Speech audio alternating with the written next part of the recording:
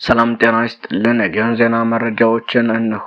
የኮሎኔል አበራ የሌተናል ኮሎኔል በቀለ የኑስና የሶስት ሻለቃ መሪዎችን ሬሳ ለማንሳት እና አዲስ አበባ ለመላክ በጀት የታገዘ የአሳ ውጊያ መራዳማና አካባቢው መደረጉ ታውቋል። የተደመሰሱት ከፍተኛ መኮንኖች መስመራዊ መኮንኖችን ጨምሮ ከሻምበል በላይ 8 ደርሰዋል። ሌተናል ኮሎኔል በቀለ የሬዲዮ ግንኙነት መምሪያ የነበረ ሲሆን የሬዲዮ ግንኙነት አሰልጥኖ ከ79ኛ ክፍለ ጦር ጋር አብሮ የኮር የውጊያ ድጋፍ አገልግሎት በመሆን የአማራን ገበሬ ትጥቅ ሊያስፈታ የነበረ ቢሆንም ደጋዳሞት ላይ በነበረው ውጊያ በድሽቃ ተመቶ ወደ ሕክምና የተወሰደ በነበረበት ሰዓት ህይወቱ አልፏል። ይህ በእንዲህ እንዳለ በሜካናይዝድ የታገዘ ውጊያ የከፈተው የአረመኔው ሰራዊት በ206ኛ ኮር 34ኛ ክፍለ ጦር በአዋበል ድባቅ ተመቷል። በሜካናይዝድ ድጋፍ ተማምኖ መነሻውን የትኖራ በማድረግ በአዋበል ወረዳ ጥቃት ለማድረስ የተንቀሳቀሰው የአረመኔው ሰራዊት በ206ኛ ኮር 34ኛ ክፍለ ጦር በመብረቁ ሻለቃ ድባቅ ተመቷል።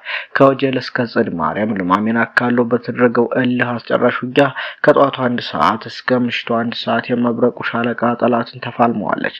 ከጦር መኮንኖች ጀምሮ በርካታ የሚሊሻ አባላት በተደመሰሱበት ግንባር ድባቅ የተመታው ጠላት የልማሜ ጤና ጣቢያ በቁስለኞች አጨናንቆታል። አነጋጉን ውጊያ ከፍቶ የጀመረው የአረመኔው ሰራዊት በመብረቁ ሻለቃ ግንባሩን ተመቶ ጨለማን ታገን በማድረግ ወደ መጣበት የተመለሰ ሲሆን መድፍ ዙ 23 ሞርተር ዲሽቃ እንደ ዝናብ በወረደበት ከባድ ትንቅንቅ መብረቁ ሻለቃ የጠላትን እግረኛ ሰራዊት በማናጠል ከአፈር ሲያቀላቀለው ውሏል። በተያያዘም 19ኛ ክፍለ ጦር ባደረገው የከተማ ኦፕሬሽን 100 መሪውን ጨምሮ በርካቶች ተደመሰሱ። የአማራ ፋኖ ብሔራዊ ንቅናቄ ወሎ ቤተ አማራ ምኒልክ 303ኛ ኮር 19ኛ ክፍለ ጦር በሰሜን ወሎ አስተዳደር ዞን ቡግና ወረዳ መቀመጫ ከሆነችው አይና ኢየሱስ ከተማ መሽጎ የሚገኘውን የብርሃኑ ጁላ ሰራዊትና ሚሊሻ ላይ የተጠና የከተማ ኦፕሬሽን በማድረግ በጠላት ላይ ድልን ተቀዳጅተዋል። ሰኔ 20 2018 ዓ.ም አጥቢያ ማለትም ከሌሊቱ 7 ሰዓት እስከ 9 ሰዓት ተኩል በተካሄደው የተጠና የከተማ ኦፕሬሽን ከ19ኛ ክፍለ ጦር ሁሉም ሻለቃዎች በተውጣጡ ተወራሪ ኃይሎች የተሰራ ሲሆን በአይና ሚካኤል በኩል ባለው በመግባት 2 የጠላት ምሽጎችን በማስለቀቅ ቡግና ወረዳ ፖሊስ ጣቢያ ላይ ድረስ ዘልቆ በመግባት ያገዛዙን ሰራዊትና ሚሊሻ በሚገባው ቋንቋ ሲያናግሩ ታድረዋል። በተደረገው ውጊያ አንድ የመቶ መሪውን ጨምሮ 11 አባላቱ ሲደመሰሱ በወገን በኩል ምንም አይነት ሰብአዊ ኪሳራ አልተመዘገበም። በሌላ በኩል በተደረገው መብረቃዊ ጥቃት ቋፍ ውስጥ የገባው የጠላት ኃይል በሌሊት እውር ድንብሩን ዙ 23 እና ሞርተር በየአቅጣጫው በደመ ነፍስ ሲተኩስ አድሯል ሲል የ303ኛ ግዙፉ አሳምነው ኮር ህዝብ ግንኙነት መምሪያ አስታውቋል። በተያያዘም የፋብን ጎንደር ጠቅላይ ግዛት በላይ እዝ የዳግማዊ ቴዎድሮስ አካል የሆነው መብረቅ ክፍለ ጦር በደቡባዊ ጎንደር ዞን በሊቦ ከምከም ወረዳ ወደ ሚካኤል ደብረ ቀበሌ ለመግባት በ3 አቅጣጫ የመጣውን ጠላት ሸኝተው በተደረገው ተጋድሎም 19 ክላሽንኮቭ የነፍስ ወከፍ መሳሪያ፣ 1 ብሬን እስከ ሽንሽኑ፣ 1 ጥቁር ስናይፐር፣ 2 መገናኛ ሬዲዮ፣ 17 የሞተ 37 ቁስለኛ ተመዝግቧል።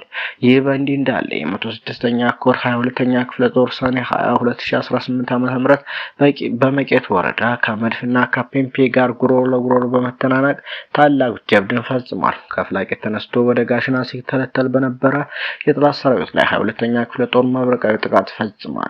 ወደ ፋኖቹ ከባድ የከበባ ጥቃት የተፈጸመበት ከበባውን ለመስበር የድሽቃ የፒፒና የመድፍ ቅንቡላን ለተከታታይ 2 ሰዓት ሲተኩስ የዋለ ሲሆን በመቄት አናብስቶች የስርዓቱ ስልጣን ጠባቂ ያገዛዙ ሰራዊቶች ግን ወደ ሲኦል ከመሸኘት የታደጋቸው ምንም አይነት ስርዓታዊ ኃይል አልነበራቸውም።